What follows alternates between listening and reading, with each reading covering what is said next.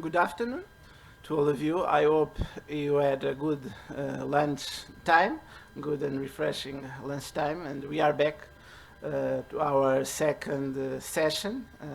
And this second lecture, second session, will be in continuation of what we talked this morning. And as it was already mentioned, the title is Sustainable Transformation Agenda for Enhanced Global Food and Nutrition Security. So, as we have already talked, hunger is one of the major public health concerns worldwide. Of course, more harmful and more critical in when some regions of the world, not so predominant in others. However, these days, the hunger is also a major concern that is present in some countries, some regions that a few years ago it wasn't imaginable. We have that kind of problems in the population. So, it has been identified that low income and poverty, inadequate governance, war, violent conflict, and while I'm mentioning these concerns, these issues, I think everybody are relating them to nowadays and nowadays problems that are affecting us. General lack of freedom, low women's status, poorly targeted and delivered health and nutrition programs are the major underlying factors of hunger, especially in the low medium countries, but I would say also in other development countries are facing some of these problems, and parts of the populations are also suffering from this hunger status. Global food insecurity affects around 870 million people around the world, with two-thirds found in these regions of sub-Saharan Africa, India, and China.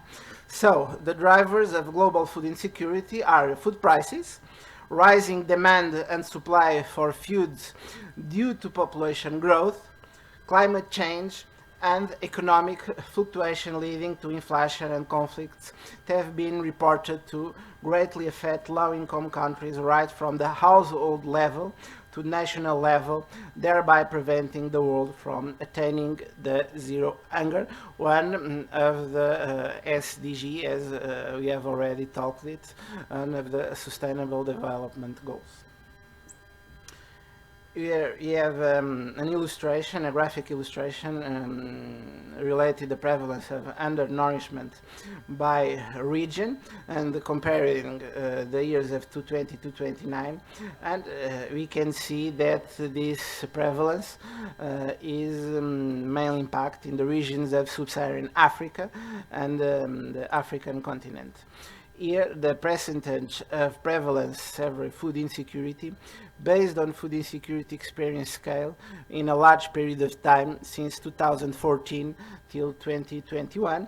We can see also this region, sub-Saharan Africa, and right then in the list appears the Asian continent and also the Latin American and Caribbean. We have also the prevalence of moderate or severe food insecurity, and we see that the numbers, this percentage is rising up when considering this status of moderate or severe food insecurity. And looking at what important organizations estimate or tells about this, we have the Food and Agriculture Organization that estimates population and economic growth will result in a global increase in food demand in 2050. The population of Nigeria, one of the biggest countries in Central Africa, might surpass the US that of US, with the population of Africa rising by 1.3 billion people, with about 41% under 15 years, and more than half of the world's undernourished people are found in Asia. These numbers, I think, should concern all of us, not only the African populations or African people, not only the Asian population or the European.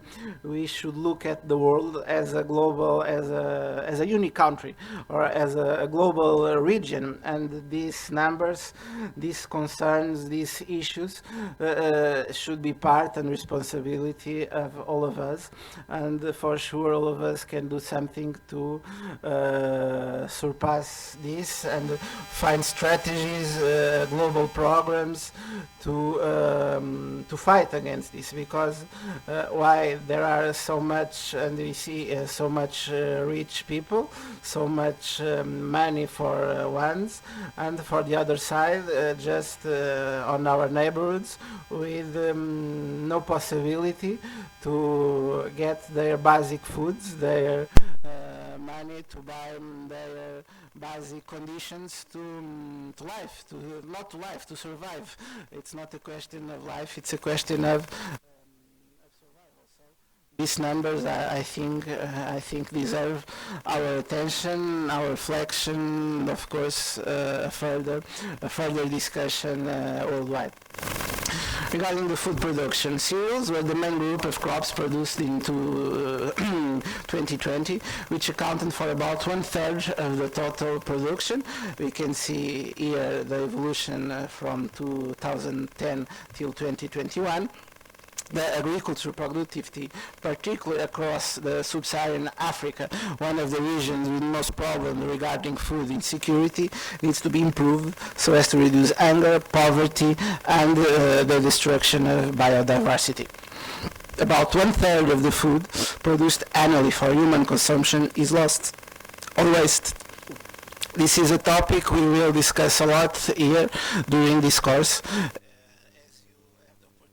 To verify, we will also have some sessions, some lectures dedicated only to this, but these topics will be mentioned in other sessions, because all of these are interconnected and are binding to this.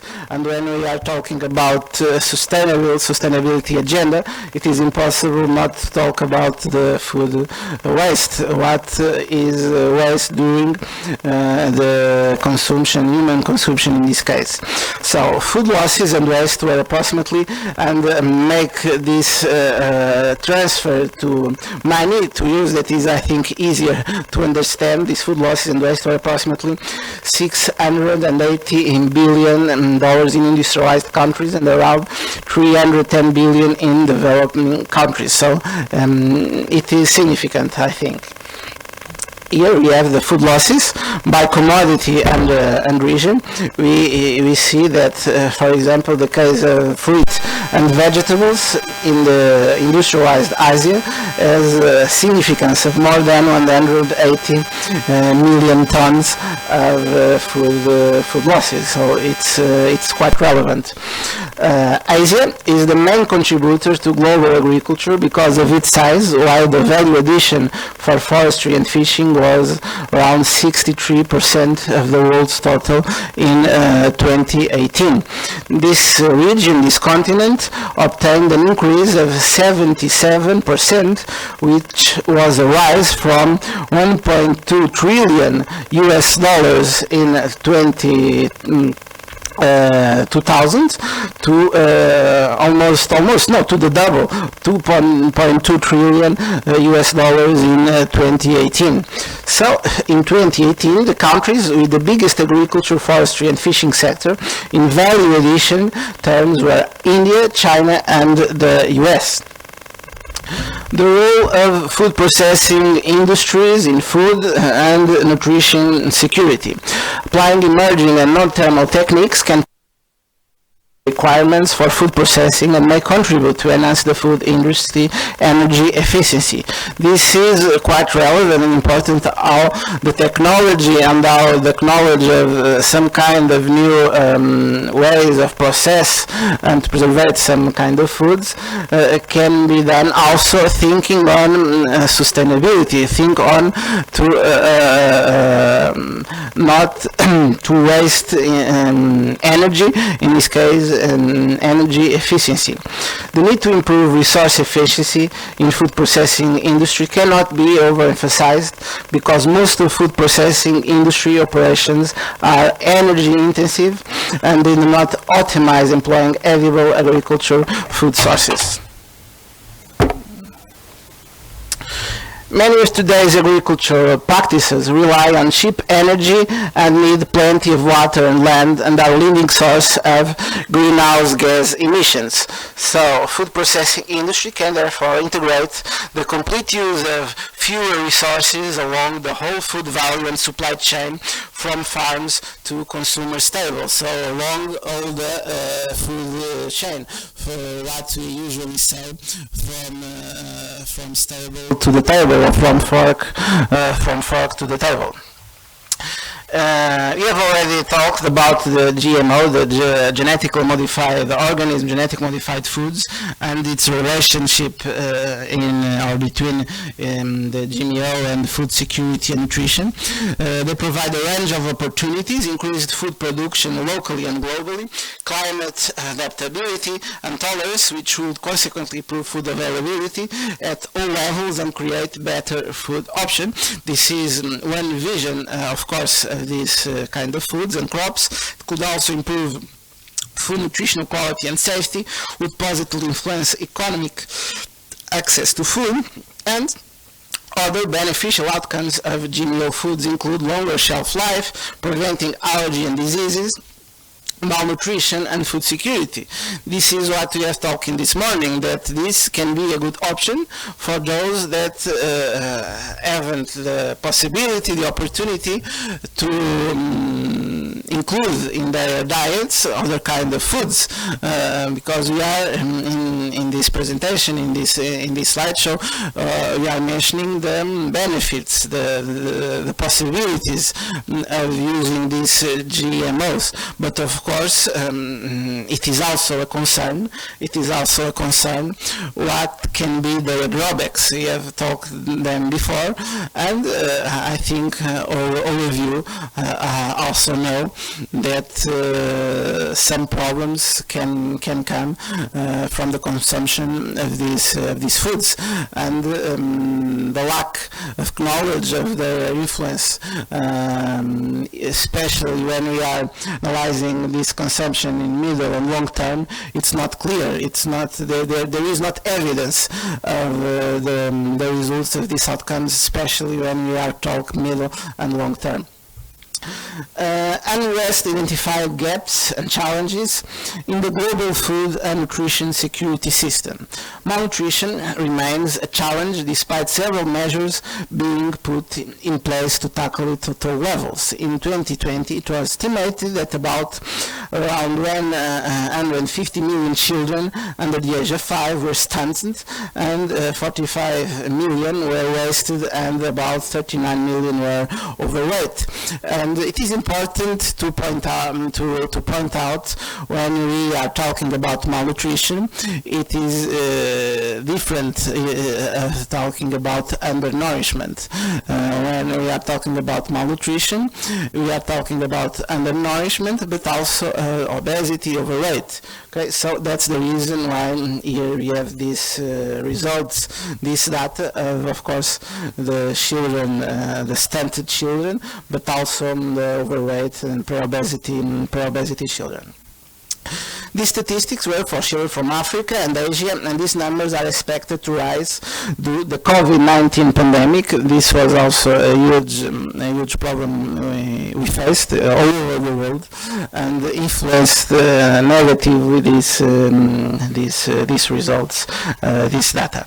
Another challenge is to meet the global nutrition targets for 2025 and 2030 as regards wasting, overweight children, adulthood, obesity, because an overweight children, it will become probably, or more than probably, an obese adult. So, and then all the problems related with it, in this case anemia in women and children, and there is still a long way to go to meet these targets by 2030, whereas improvements in child stunting, low birth weight and exclusive breastfeeding still seem inadequate, especially in these regions.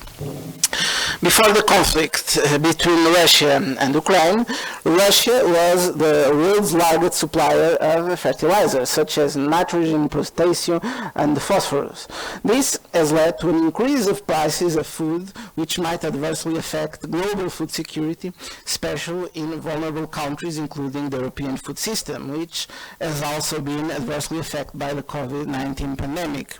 And we have also a special session about this conflict and the consequences to food availability, food security this conflict brings to all of us around the world. But as a small example of consequences for some basic food products, even in Europe, the prices were to the double or to the triple, and some people couldn't buy it. I give the example for sunflower oil in Portugal. Before the conflict, 1 liter of sunflower oil, the cost would be €1.50, €2 maximum. And after this conflict began, the prices were about €8 per liter, €10 per liter. So this makes all the difference in the accessibility and in the possibilities of the people buying some basic food products. Then, the role of food regulatory bodies in food and nutrition security. These regulatory bodies must be aligned with sustainability pillars to promote food and nutritional security by contemplating the two major and important food supply factors. On one hand, the natural resources and the agriculture, and the three most cited dimensions are economic, social, and environmental. The use of clean technologies, environment-friendly products, waste treatment and destination, recycling, social responsibility in food production, community growth generation, and involvement in social projects are mandatory, more than required are mandatory. This can be achieved by considering the economic aspects of food production and access. Recommendations way forward. So, food security nutrition is multifaceted, as we have already seen. However, the challenges that emerge can be overcome by promoting diversification of these high nutrition food crops with potential health benefits. Improving value addition and utilization of these crops will lead to people being aware of them and will generate income for good economy. What can we learn and what can we conclude from these numbers, from this data, from this what I was talking about in last minutes? The Global Food Security Report reflects the true state of the world. It is important that every stakeholder involved in food and nutrition policies, regulations, and agri-food chain all make efforts to ensure zero hunger, once again reporting to one of the Sustainable Development Goals, and to guarantee healthy well-being. Critical food safety programs for food handling procedures that can prevent foodborne diseases are essential to ensure an active, healthy lifestyle. Here you have the relation between food safety and food security, that a lot of times people make some confusion between these two concepts, but it's important to explain the difference.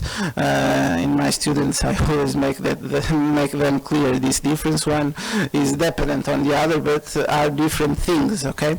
One is related more with the innocuous of the food, and the other is more complex and involves more than the innocuousness of the food. It is the guarantee that everybody can the access, the availability of the food that make their life healthy and active. Furthermore, identified underutilized crops and functional foods should be explored for their food and nutritional benefits to foster diet diversification to promote global consumption of nutritious and healthy food. So, public knowledge and awareness about GMOs will play a major role in consumer education and acceptability, in addition to government interventions in terms of regulations and safety assessments, which will strengthen options about creating food security, particularly in developing countries. This is very important to bring knowledge, to publish this knowledge. Only this way we can make the policymakers and the governments change their vision, more than their vision, their action regarding one specific food or one specific, or to proceed with a specific legislation to help or to make the population, people, consume more or avoid another food. And now I would like to discuss with you these topics, see what questions you have, and please feel free to ask whatever you feel appropriate, and let's discuss this. I think these emergent and hot topics in the continuity of what we have talked in this morning.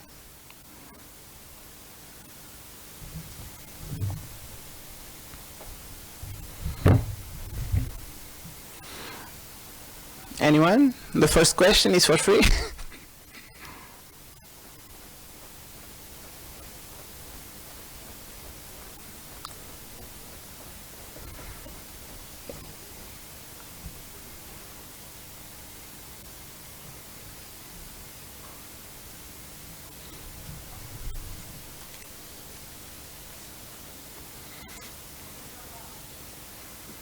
How do you see sustainability in your country?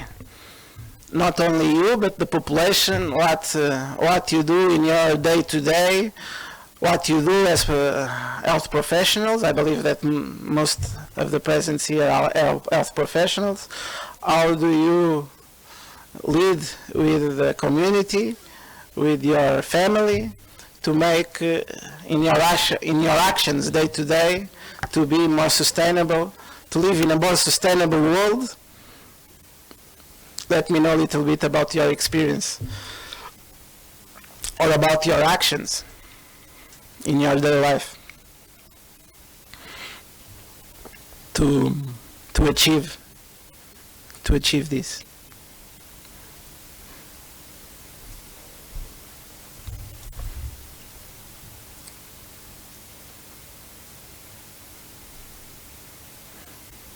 The first question is always the most difficult.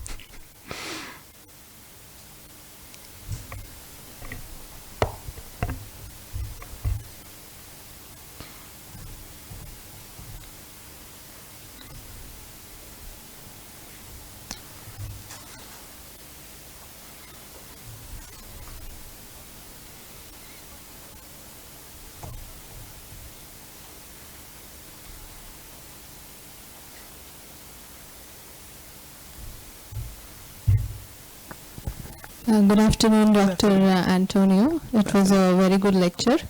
I have one question regarding this GMOs. So, do they really accept the GMO food, or there is any discrimination that we don't want to accept this and we don't want to eat?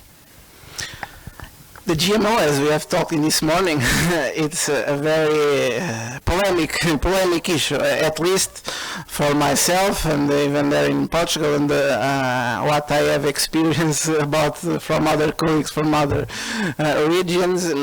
It's a very big issue that deserves a lot of discussion and reflection, because seeing this from the point of view of benefits that I present here in this lecture, when we are considering that there are people dying because they have no food, no other foods, and so what is the way, the possibility to solve the problem?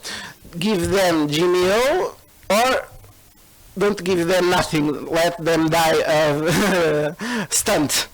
And that is a main question. But then there are people saying that we don't know what will happen in the future with that people, because we don't know the long-term, middle-term, long-term effects of, in health of consuming that foods, that GMO foods.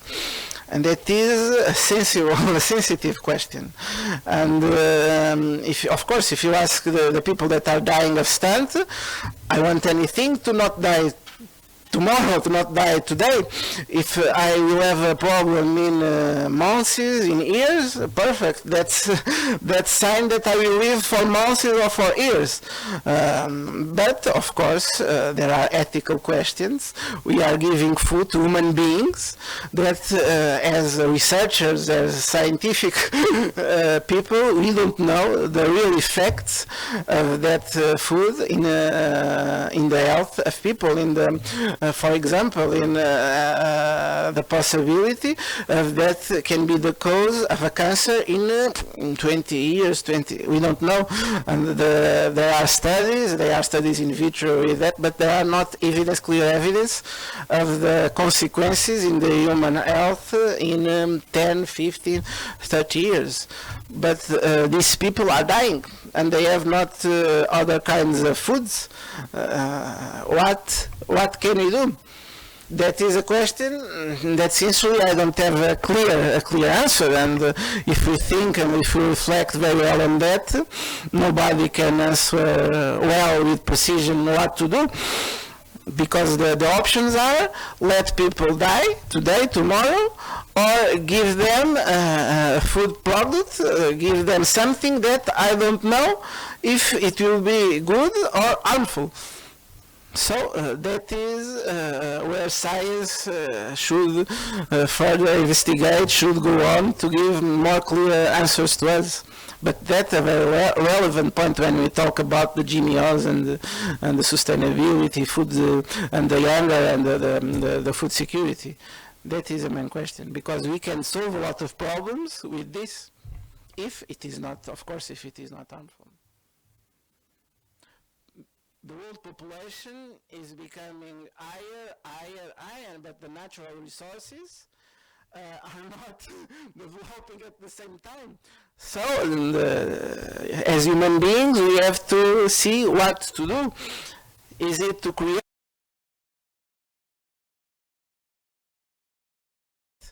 Are those foods healthful? That is the question. Because the natural resources of our planet are insufficient to the number of people that are growing year after year.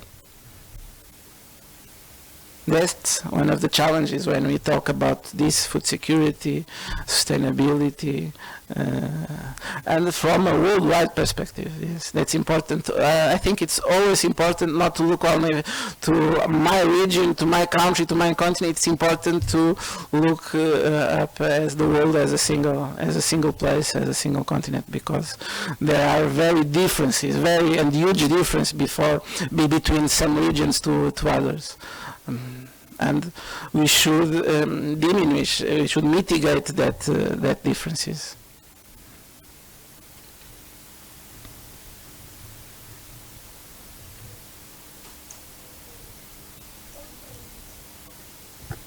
So in this slide there is a line, low women's status. So how it is connected to hunger?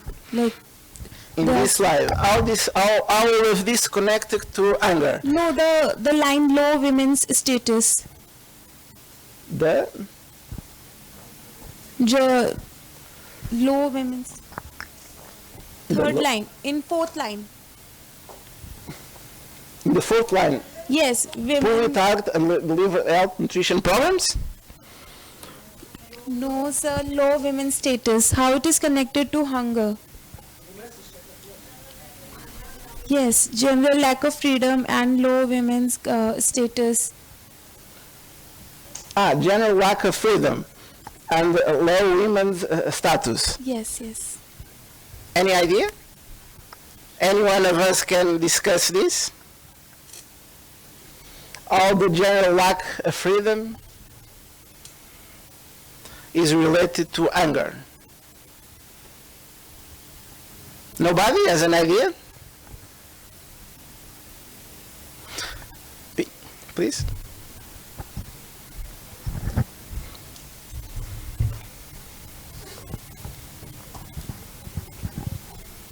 I think the low women status relates to the patriarchal status जो हमारी society में है, that women mainly sacrifices their own meal or the portion of their meal to satisfy the hunger of other members of the family. Is it that? Is that right, sir? Yes, it can be, but when your freedom is in cause, when you lack freedom, it starts at one point, for example, to choose, to elect your food. You eat what other ones want you to eat, want you to it in that stage. So if you are only demanding from other people, and for example, in some countries that there is a low women's status and they have no freedom, and some parts of the population has no freedom, of course, for sure they don't have a good and a healthy meal and a good and a healthy diet. That's the reason and the perspective. And there are some countries where not only the women but also children and some parts of the population are even slaves, and of course they suffer from other, not only from anger, but anger is one of that aspects, and they can't have a normal diet and a healthy diet. That is why I included there the freedom and general freedom, in this case the lack of freedom related to hunger. I don't know if it was clear.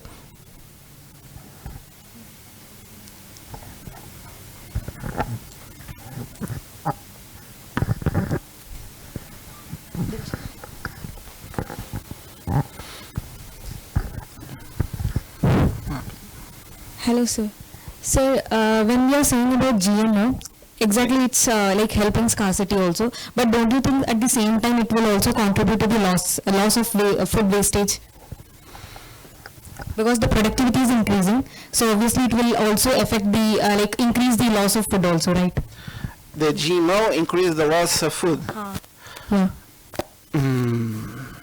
Because the productivity is increasing. If the scarcity is there, then okay, it's contributing, like it's helping the hunger. But at the same time, also it's also contributing to wastage of the food also. How you see that contribution to the food waste? Because people will consume more GMO and not the other kinds of food. Is on that vision? Maybe like yes, slightly. No, the idea is to use the GMOs when you don't have the natural products. That's the idea of the use of GMOs. Yeah, but we are saying like as in India, we said that the GMO is not like legal. Right. So yes, so in some countries that is the discussion, and the reason. But at most of the places they are supporting GMO. So at the same time, will this contribute for the food wastage also? That diverges a lot from country to country, from politician. That is that brings a lot of discussion, and there is not clear answers for that.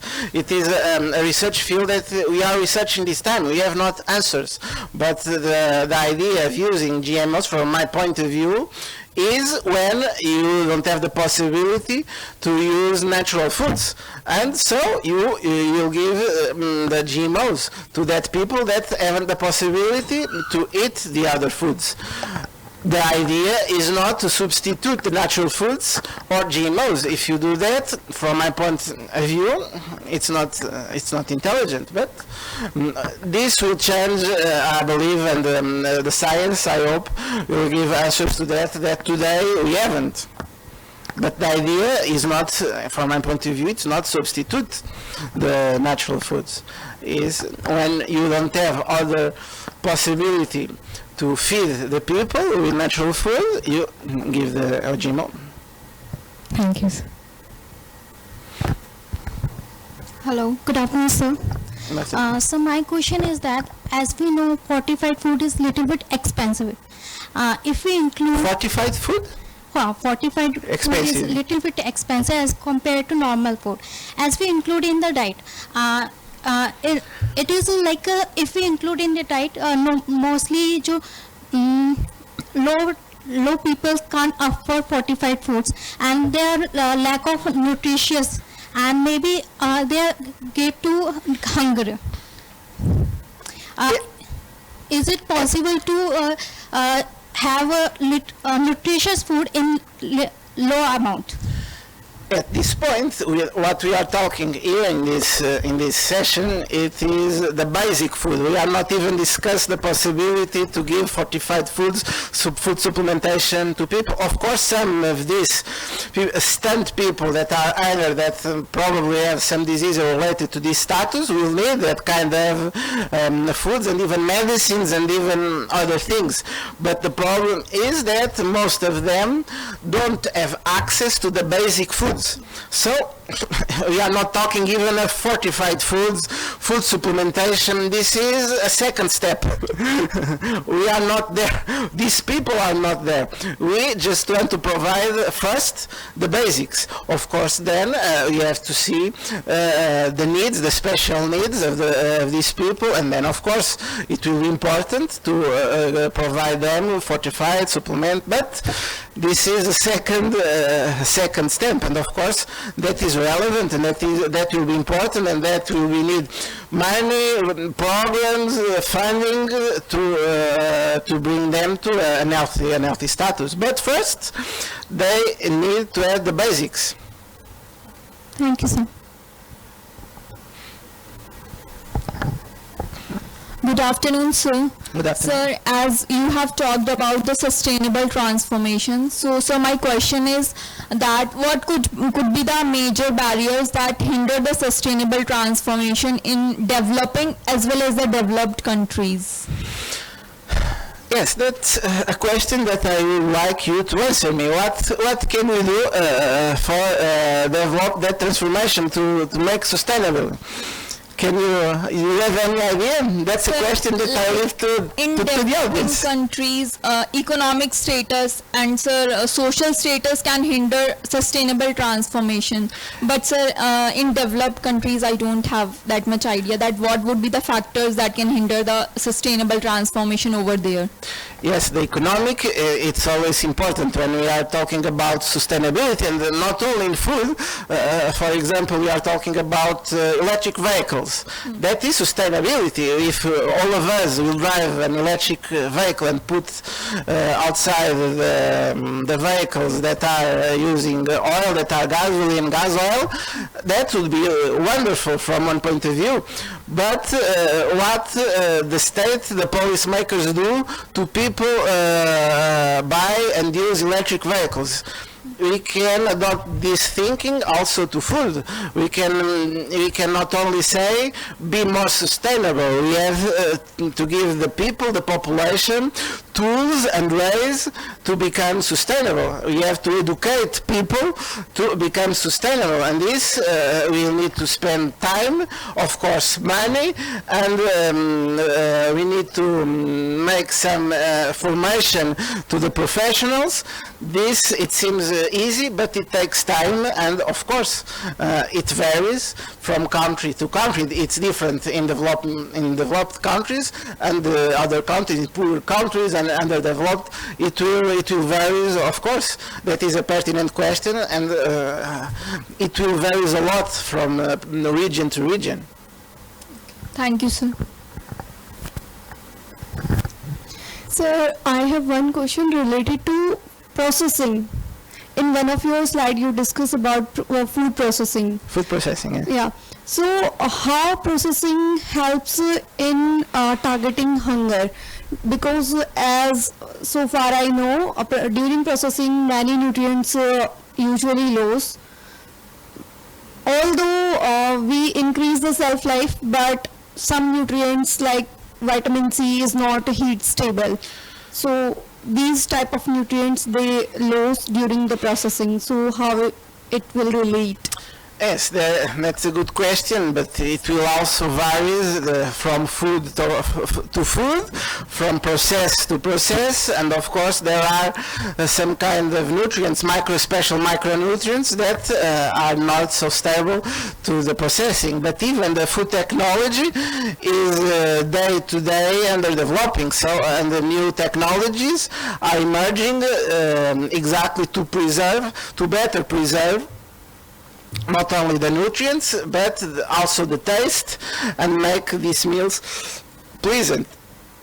Regarding sustainability, we must think in technologies that preserve better the foods without using too much preservatives, and of course the cost of this technology should be as low as possible.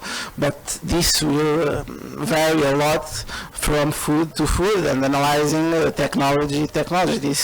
There is a general answer to food processing, to food technology. We have to see case by case. So, sir, how food processing targeting hunger? What's the relation between food processing and hunger? I think Like how it is related to hunger? because through the food processing, for example, you can increase the shelf life of the product. Sir, the thing is that if we are processing food, then the cost of the food is increasing. So it's not that much cost effective. So it's like the circle we are in. If we are doing increasing the shelf life, then cost is also increased. So Yes, but the idea is using food processing with low cost. Oh. That will depend on the food processing. Of course, we have some technologies, high cost, to increase the shelf life, and of course it will increase the final cost of the product. But you have to think in some kind of technology of processing, low cost, and to give the maximum shelf life, but with that concern of low cost. That is the main goal of food processing. Why are we processing the food and not consume it natural? It's to preserve, it's to extend the shelf life. Of course, there are technology with higher cost than others. But if I can elect a kind of technology, food processing, to process this food in higher quantities, higher amounts, of course, we can give this food processing in this way to people, and in this way fight the hunger of this region. That is the vision. thank you, sir. Oh my Deus.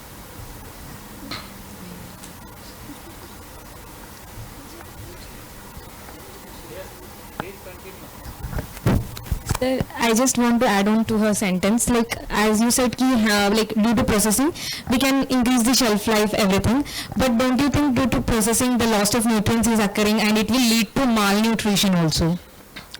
But the food processing is not directly linked to the loss of nutrients. There are some kind of food processing that even increase the bioavailability of some nutrients. That is why it depends the food processing, it depends the food product. That I can say that, I'm sorry, but I can say that the food processing will decrease the nutrients. Some of them, of course, yes, but not at all. Thank you, sir.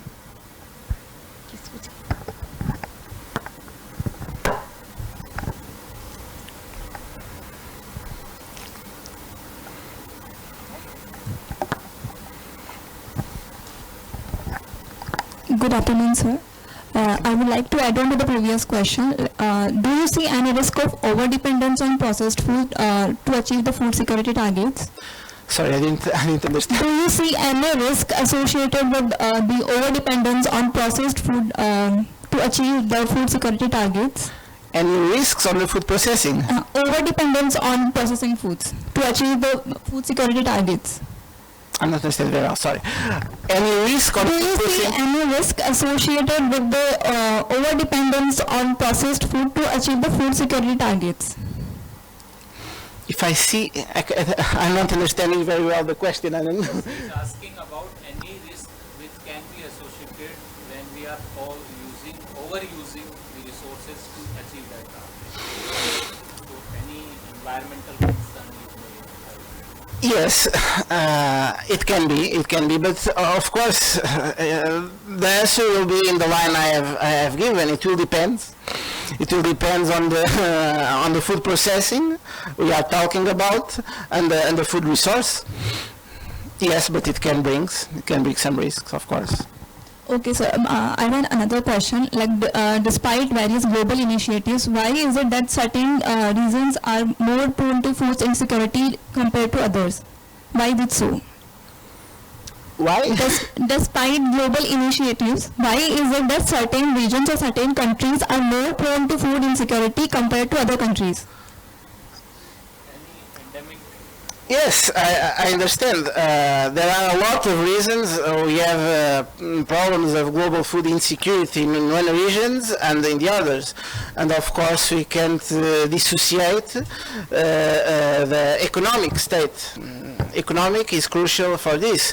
Not only, of course, but if we see some of these regions, the poor regions, have more problems of food insecurity, more problems to feed all of people, and then the number of people. If we see countries with overestimated population have more problems in giving the basic foods to all of that peoples, and then the hygienic and sanitary basic conditions.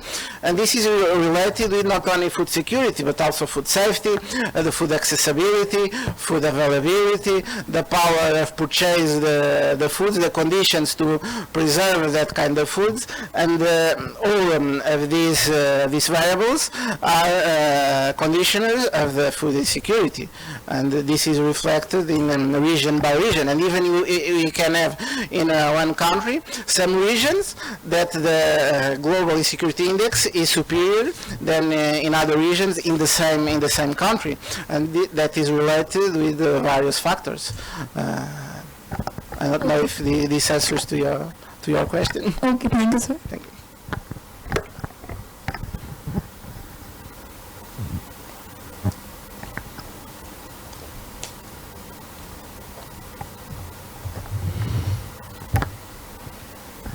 Yes, so sir, thank you very much for elaborating all the concern related to food security. So we appreciate your time and effort. So thank you, and please come to dais. Thank you. Thank you very much.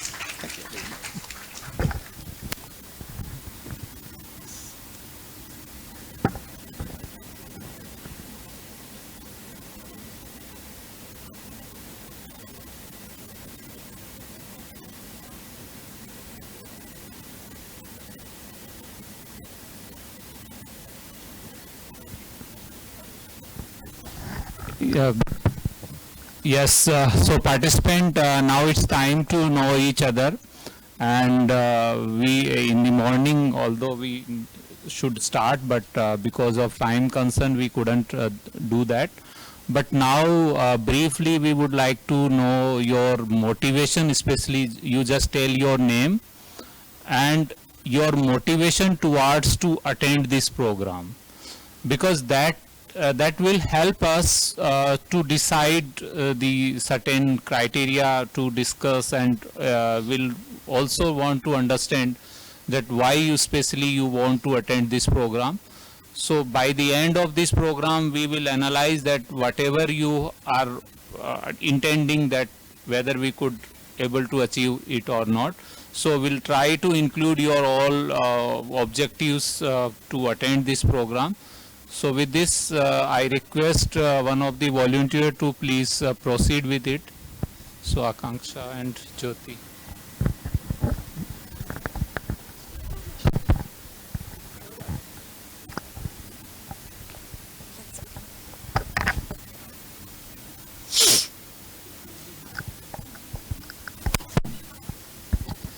Good afternoon, everyone. My name is Tushti Rastogi and I am from Department of Biotechnology. I have decided to pursue this course as I have interest in the field of nutrition. As sir teaches us in our general elective course, I develop interest in this field, and also I have studied about nutrition in 11-12 standard because I have home science as additional subject. So I find the course interesting to learn.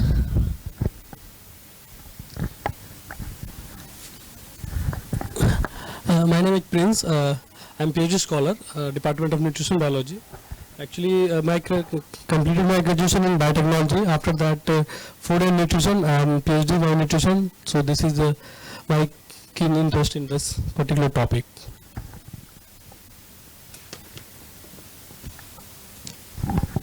Good evening, everyone. My name is Sonia, and I am a research scholar in the Department of Nutrition Biology. So, I just, due to member of this department, I have a keen interest about food and its security. So as a woman or as a mother, it's very important because हमारे बच्चों के लिए भी बहुत ज़रूरी है nutritious food, and so that's why I have joined it. Okay. So very good afternoon, everybody. Myself, Jyoti. I am PhD scholar from the Department of Nutrition Biology. So there are many reasons why I joined this course. Starting from first, before joining PhD, I am a dietitian. So I should know what things are going on in the field of nutrition, food security, and innovations. So first thing is that. Second is I'm working with millets. So it's also the part of my research. Thank you. Good evening, everyone. Myself Shivani. I am also a PhD scholar in Nutrition Biology Department.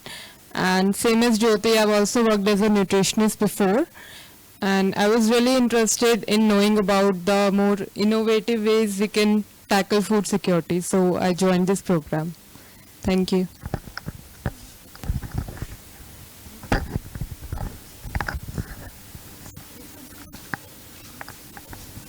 Good afternoon, everyone. Myself Vijayini Bihari, and I'm from Odisha. I have done my graduation in BSc Zoology. So actually, मेरा main interest Tejpal sir ने जब इस topic के बारे में बताया तब आया था, क्योंकि मैं ईस्ट से आती हूँ और वहाँ पे जनरली हम लोग राइस खाते हैं, और मुझे इंटरेस्ट था कि इस तरफ क्योंकि ज़्यादातर राइस नहीं खाते हैं और हमारी तरफ मिलेट्स भी थोड़े डिफरेंटली यूज होते हैं. With rice we eat it. So I want to know more about the food and culture of all around the world. Thank you.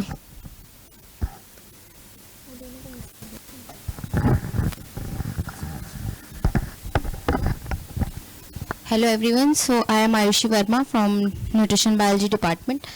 Actually, I wanted to join this program so that I can get the foreign person seeing here and getting more knowledge about this topic. Thank you very much.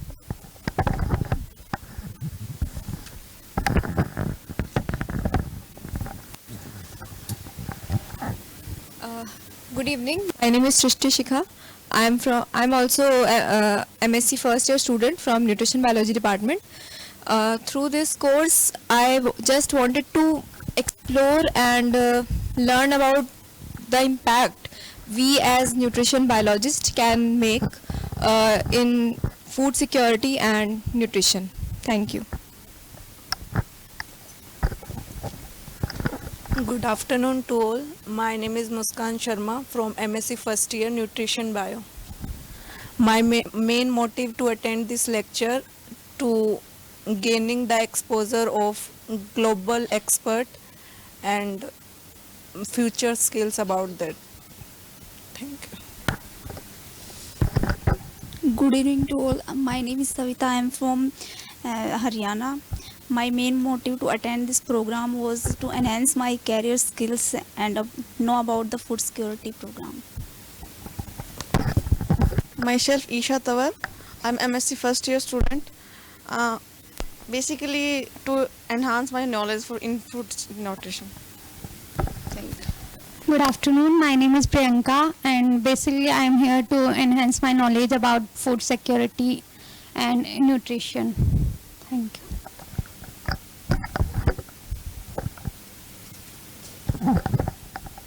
Good afternoon, everyone. I Manjeet, a PhD scholar in Nutrition Biology Department.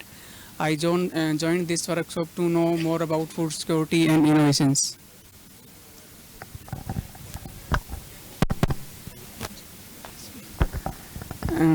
Good afternoon, everyone. Myself Manjeet from Department of Nutrition Biology. I joined this workshop to know more about food security innovations. Good afternoon, everyone. I am Sapna Yadav from Department of Biochemistry. I joined this workshop to enhance knowledge and to exposure to new ideas and perspective. Thank you. Good afternoon, everyone. I'm Nishu Sangwan from Department of Biochemistry. I'm a research scholar and I'm working for my doctoral thesis on germinative failure of food crops. And I think this is enough to justify why I'm here. I'm looking for new innovations regarding this. Thank you.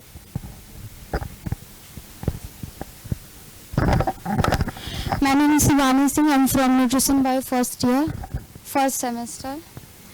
I'm here because I'm getting extra knowledge about food security and etc. Thank you. Good afternoon to all. I am Vivek, second year student of Nutrition Biology Department, and the motive is as the name suggests, food security, nutrition and innovations. And I want to know the food security in daily use intake of food and new innovations in food technology. Good afternoon, sir.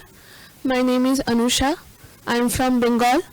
So my motive is to join this program because let me first from the beginning, because during my graduation I have a lot of interest in food microbiology. That's why I'm here to join my masters in nutrition biology. And इस पैसे की वजह से मतलब थोड़ा और भी interest बढ़ गया था, क्योंकि मुझे पता लगा कि सर इन सब प्रोग्राम्स में ज्वाइन रहते हैं. So that is why I'm here and I'm improving my knowledge in this field and try to know new things. So that's it. Thank you so much. Good afternoon, sir. I am Gopal Sharma, and I have interest in nutrition biology because of the knowledgeable and give the knowledge about the meals and nutrition. Thank you, sir.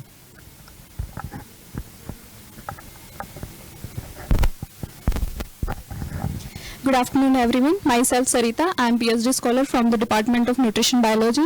I joined the course just to gain my knowledge over nutritional aspects and food security. Thank you. Good afternoon, everyone. Myself Yogit. I am a master's second year student studying nutrition biology. The reason for me joining this Gyan course was to get an international aspect through to get an overview of nutrition through an international aspect. Good afternoon, everyone. Myself Parvesh from Nutrition Biology Department. I just want to learn from international expert about nutrition and different aspects at global level, how nutrition works and how the nutrition hunger global level it works. So basically my motivation behind this is that to learn from an international expert. Thank you. Good afternoon, everyone. Myself Durga Prasad. Ultimately, this course is help us to drive action towards achieving goals like Sustainable Development Goal 2, end hunger, achieving food security, and improve nutrition. Thank you.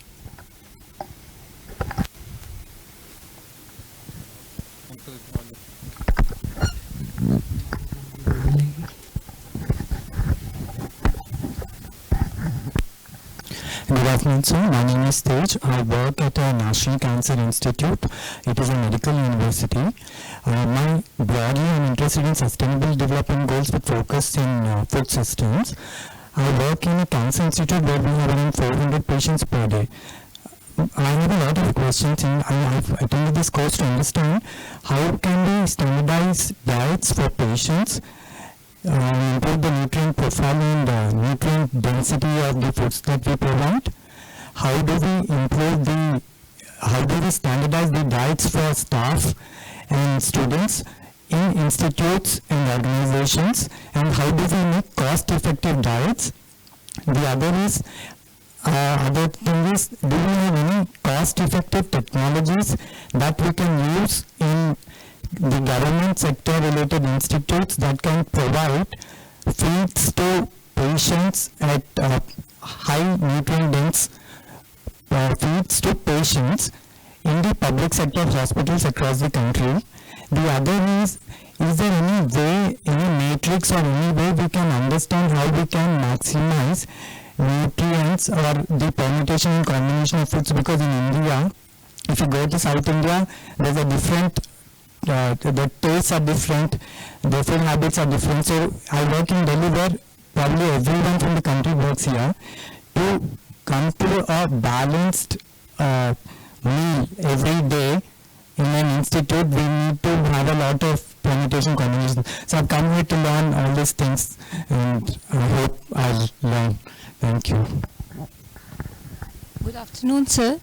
My name is Preeti, a second year student of nutrition biology.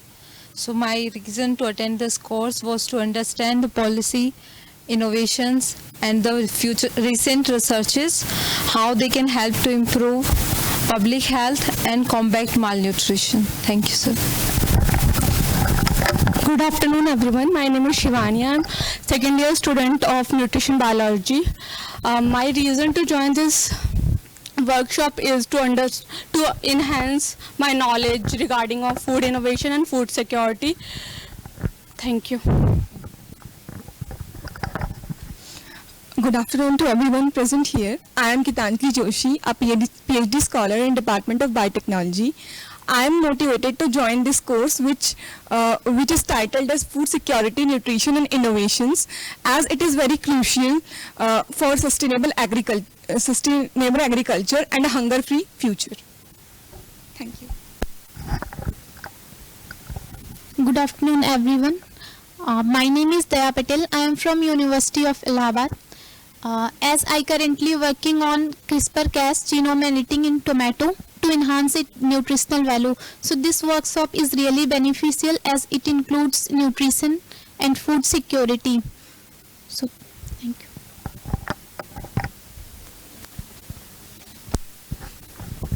Good afternoon, I am Anushka Deva. I am a medical student and I wanted to learn more about public health nutrition, their policies and innovations on a global level. Thank you. Hello everyone, my name is Pratiksha Ratan and I am PhD scholar from nutrition biology.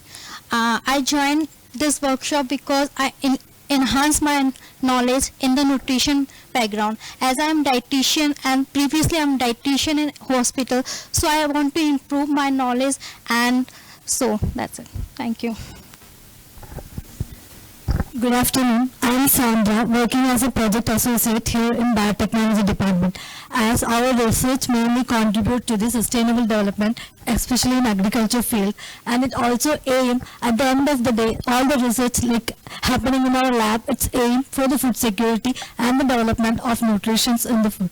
So that's why I was very curious to know about the food security, nutrition, and the innovation happening recently. And that's all. Thank you.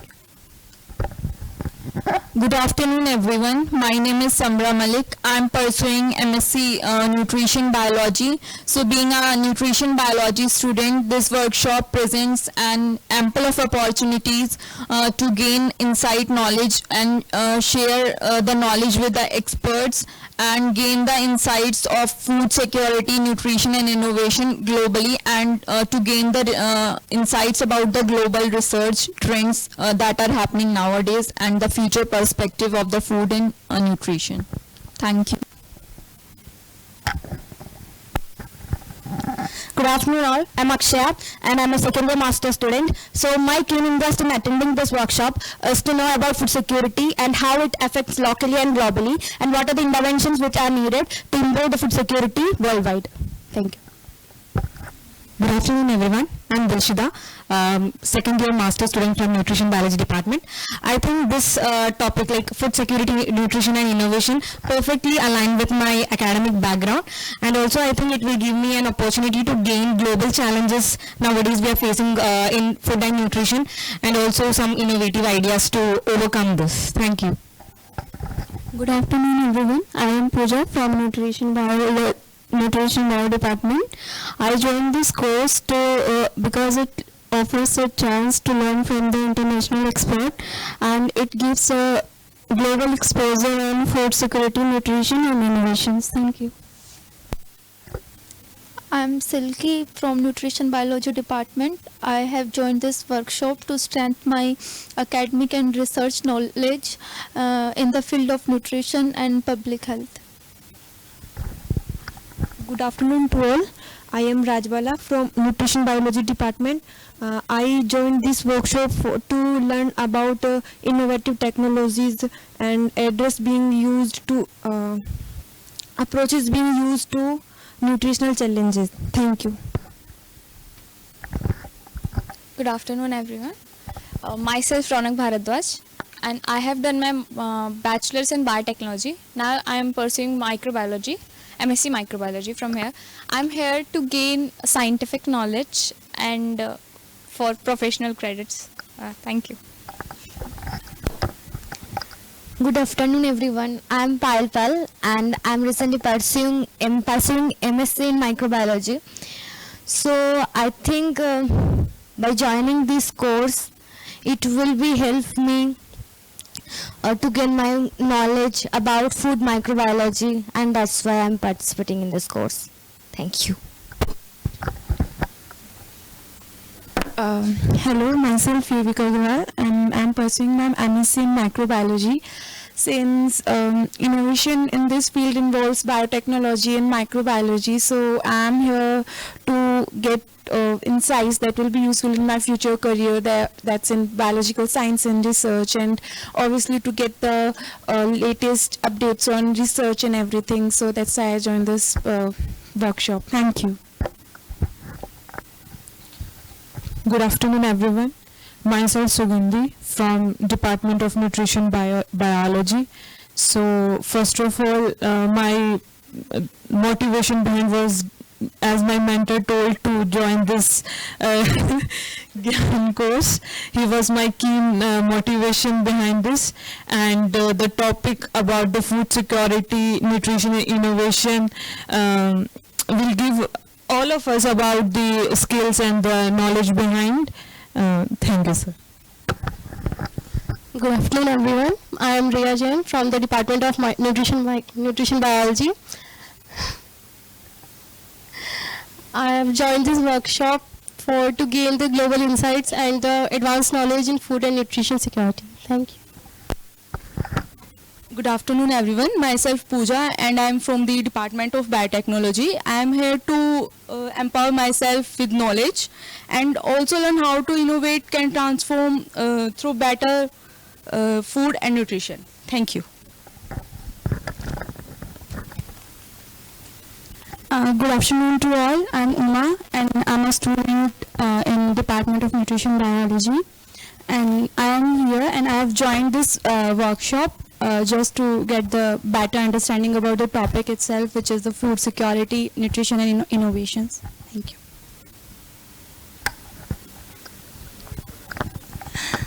Namaskar. Myself Akanksha Chaudhary, a research scholar from the Department of Nutrition Biology. The main reason I have joined this program is as I've recently stepped into the world of research and wanted to explore different research areas and what's a better way to gain insights from the international perspective. So yeah, thank you. So thank you very much for sharing your views. So we have noted your all important objectives, and we are happy that we have the students from diverse background. We have the students from microbiology, biochemistry, biotechnology, nutrition biology, medical students, and Some students, they are working on CRISPR gene technology. So diverse students, participants we have in this group. So really we are hoping that the 10 days course will help us, and we'll try to include your all objective whatever you have mentioned over here, and this would be the great interaction, I am sure. And I think today we have finished all our technical sessions and inaugural session already in the morning, and now we will inviting you soon for the evening tea outside this auditorium, and tomorrow schedule will share you through this WhatsApp group. By night we'll share with you, so probably we'll start our tomorrow session 9:30. So we have to compensate some classes over there also. So please be in touch with your group, and if anything else you want, or in anything you want to discuss with our foreign faculty, so you can discuss and interact during the tea session also, right? So anything else? Nothing? Thank you. So Akanksha, now over to you, please. Thank you.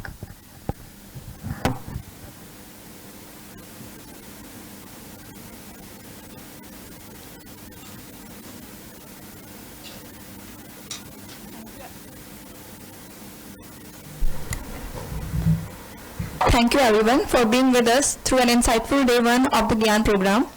Today's session on Sustainable Transformation Agenda for Enhanced Global Food and Nutrition Security truly gave us a lot to think about, from the realities of undernourishment across regions to the contributions of the food industry and the GM foods in improving food and nutrition security.